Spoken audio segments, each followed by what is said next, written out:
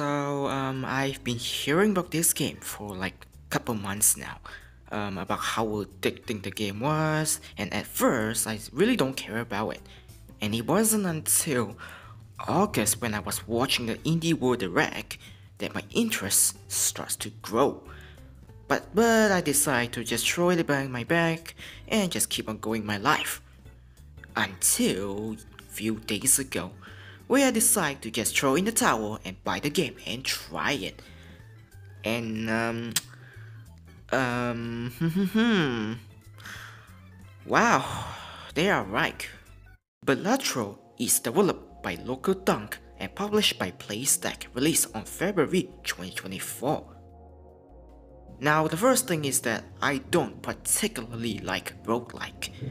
You know, the game where you go around, fight some stuff, fight some enemies, make progress, but then if you die, you lose all the progress and have to start from the beginning, albeit with everything changing. That's what I don't like about the game, the genre. And so, going into this game, which is also a roguelike, I was skeptical on whether or not I make the right purchase. Balatro basically centers around the theme of poker. You know, those cards that you see at the casino, aka gambling. And first thing that came to my mind is that, wait, am I even gonna understand what to do here? Like, I know some tricks about poker, but I don't know the entirety trick of it. And yes, while Balatro have poker elements to it, the knowledge you needed is bare minimum.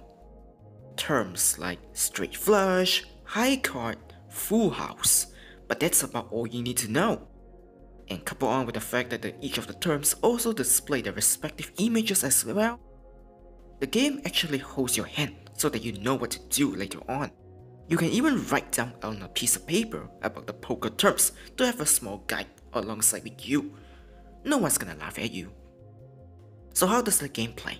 You don't really need much knowledge about poker itself to even play it.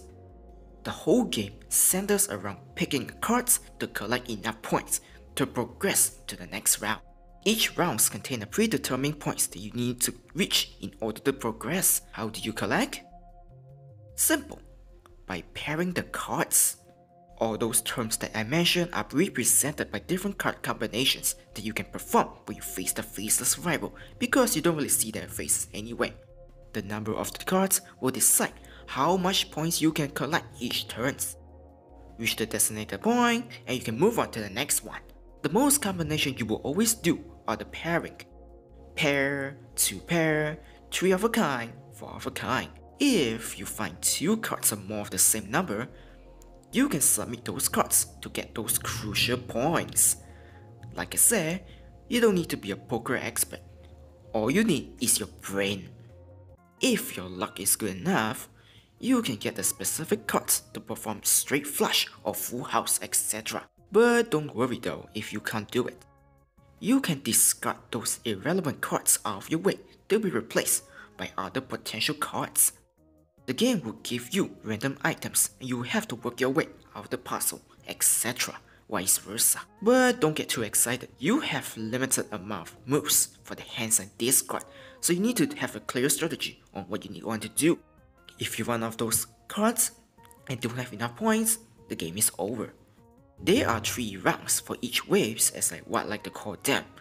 The first 2 rounds sees you going through the normal deck, while the final round sees you facing off a boss.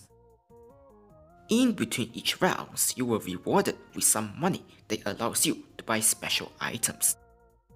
These items were special cards that appear randomly. Some can be common and some can be rare.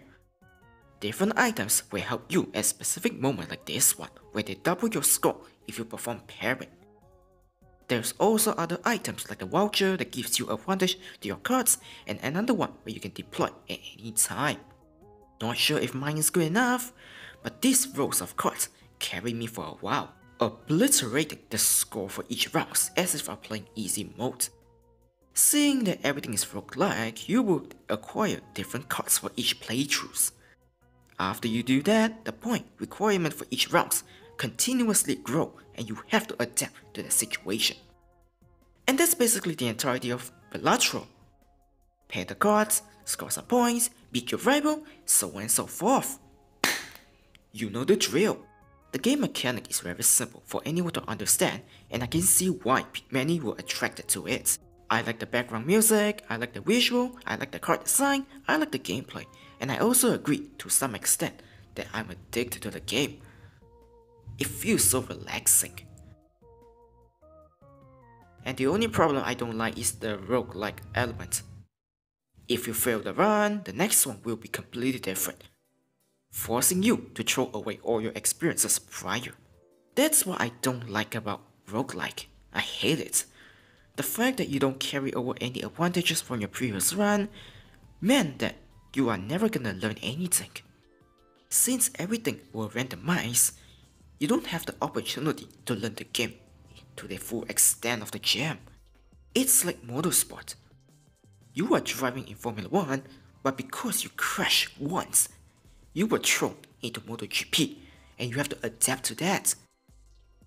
How are you supposed to brush up your skills? Maybe I have a skill issue, but I just couldn't fathom about the whole concept about roguelike. You start at point A, but then you try to attempt number 2, you start at point K, and then point O, M, L, P, J, W, Z. You know what I mean. I just don't understand the appeal to roguelike. If I want to learn the game, I should be given the chance to do it, instead of taking away all the items that I earn with my hard sweat, all the hard attempts, all the rage and frustration, only for them to be taken away because I suck at one part of the game. And Balatro is no exception. I'm not saying Balatro is a bad game. In fact, I like the game.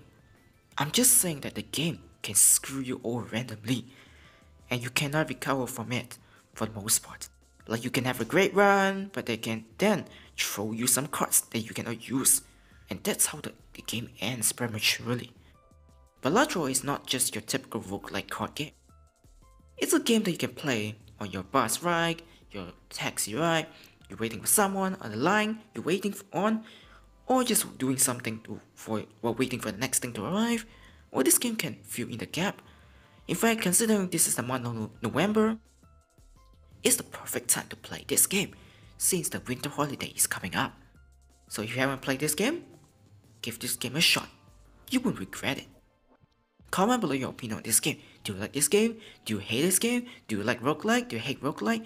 What do you think about roguelike as a whole, as a genre? Let's have a peaceful discussion. Thank you for watching, and well, excuse me while I try to survive the winter holiday.